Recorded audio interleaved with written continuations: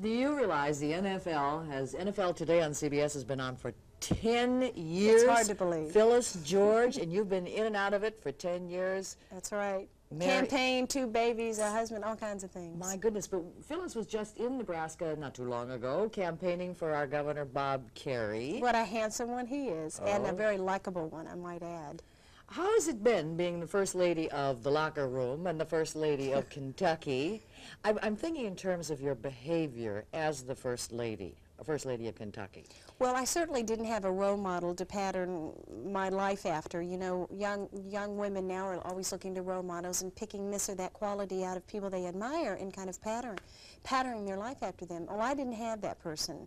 When John became governor and I became First Lady, there were certain ways that they had done that in the past, and I had to make the differentiation right then that I was not just a tea and coffee person, that I wanted to be outspoken and have views on different social issues or political issues, and that I was going to continue a career even if I did get pregnant. And I think at first it kind of shook everybody up a little bit because it was a break from the change. It was a change. It wasn't what everybody else had done. And so far, so good. I survived it all. John's no longer governor. He's one term there, and then you have to sit out a term. Will he do it again? Is he going to run again? He's keeping his options open. Everybody wants him to. He was an outstanding governor and ran it like a business, and a lot of people, including Bob, your governor, understood what he did and not copied it, but took some good ideas from John on how to run it like a business. Well, I was really curious because our governor's wife, prior to Kerry, Ruthie Thorne. I know, I've interviewed her before. Well, she slid down the staircase in the governor's mansion. I heard about that. And I mean, she was roundly and soundly criticized for just a kind of a fun little act. And people thought, you know, the First Lady, the governor's wife, should not be behaving in such a way. They should behave the way they feel comfortable behaving. I don't think anymore that we have to do the way it was done in the past. I really don't. I'm a firm believer. Just because this dress may be in fashion doesn't mean you have to wear it, or because blue eyeshadow may be in fashion and brown isn't anymore.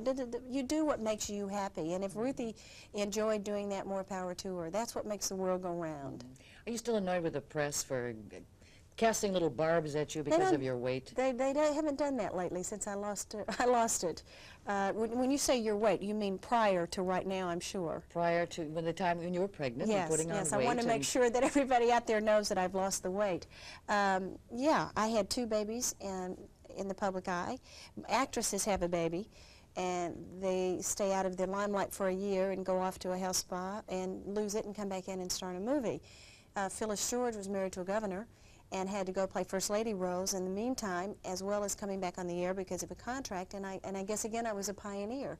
Nobody had ever done that before. And just like everything else, they'll forget about that. I'm convinced as soon as they see me back on in the fall and say, oh, she looks great again. I think it was an unfair thing in that other women do gain weight and do have to lose weight and have to work hard at it. And usually those criticizing were men. And I had a few choice words for a couple of them here and there. And some of the women, of course, the women that made comments looked anorexic to me. So, we survived it all. But they were worth it. We have to show everybody in Nebraska why she got fat. You see, your boy is named what? Lincoln Tyler George Brown. Named after Lincoln, Nebraska, of course. No, well, the fact that Abraham Lincoln was born in Kentucky. And the little one? Pamela Ashley is 9 months old, and this Lincoln is the one I gained the weight with, and I didn't gain as much with her.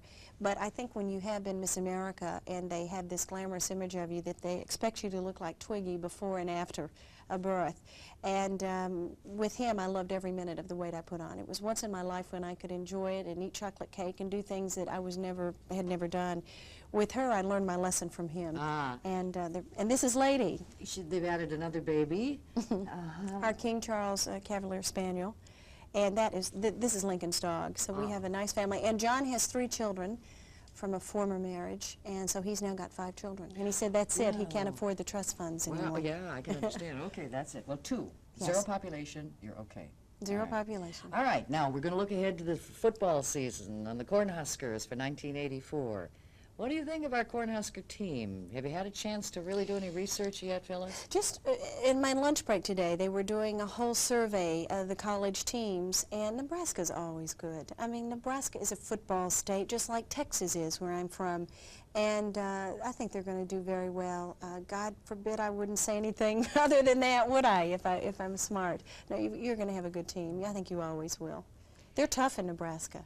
That's that corn-fed meals and the good meat and everything they get. The athletes all get it, boy. They do. Yes, yes. It's been said that with All the Gang on NFL Today that there are 4.5 egos. Who's the half? Brent Musburger, one. You, the other one. John Madden, the other one. Jimmy the Greek, the other one. And Irv Cross only has half an ego. And that it's really a battle of the egos. No. I think you have an ego, or you wouldn't be sitting here with your hair fluffed and your makeup on. I think anybody on television has somewhat of an ego.